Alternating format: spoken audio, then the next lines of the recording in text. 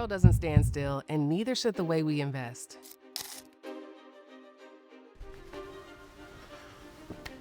So whenever we talk about investing, it's standard practice to look at historical stock market returns as an indicator of the future. The belief is if we understand what happened before, we can better predict what comes next.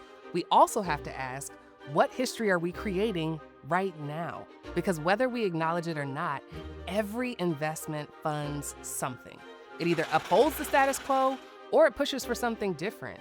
That is where impact investing comes in. So what is impact investing? Impact investing, ESG, socially responsible investing. There's no shortage of terms that describe ways to invest with a purpose. But if you ask 5 people what any of them means, you'll probably get 5 different answers. I like to think of impact investing in 2 ways. First, it's a way to look back and understand how our investments have influenced the world we live in today. The connection is always there. Our money has fueled the systems we rely on for better or worse. Every dollar we spend, every choice we make, and every system we keep running all leave a mark. The real trap is thinking we don't have any control over what type of mark it leaves.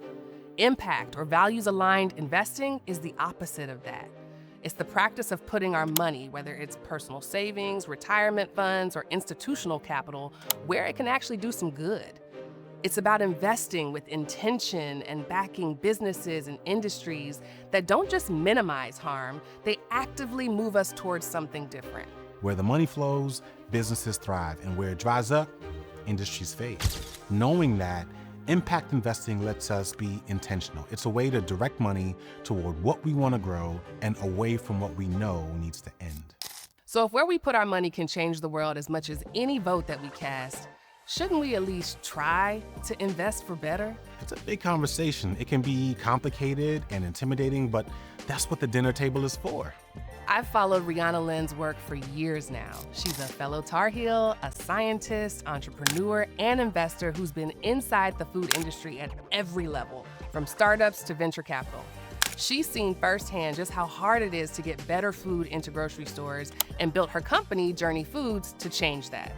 So when we started thinking about who could help us connect the dots between food, money, and impact, she was the first person who came to mind. Hey! Hey, how's it going? Good. Good to see you as well. Hey, how you doing? Good to see you. Let's pull up right here. All right, let's do it.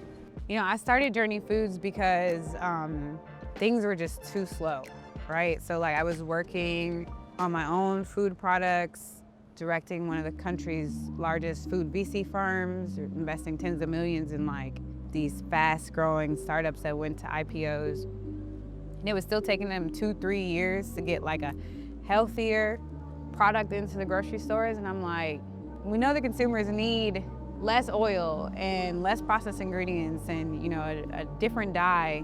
Like, why is this taking us so long? I founded Journey Foods to solve that time and that access issue. Gotcha. And I thought we could do that through data, taking a very nuanced approach to it, one that cares about like our bodies, you know, our own physical health, but also the environment. But at the end of the day, companies, they themselves, you know, the business managers and the employees, they want to eat better, Yeah. right? But at the end of the day, they just want to make more money. Most people just want to make more money or save more money. And that bubbles up a lot of problems. If things aren't fresh, we have to compromise on like the quality and the nutrition in it. And so that's where Journey Foods comes into me. It's like, we ask ourselves like, what is the most crucial data to solve for our 3 core issues? Yeah. And that is nutrition, sustainability, and cost.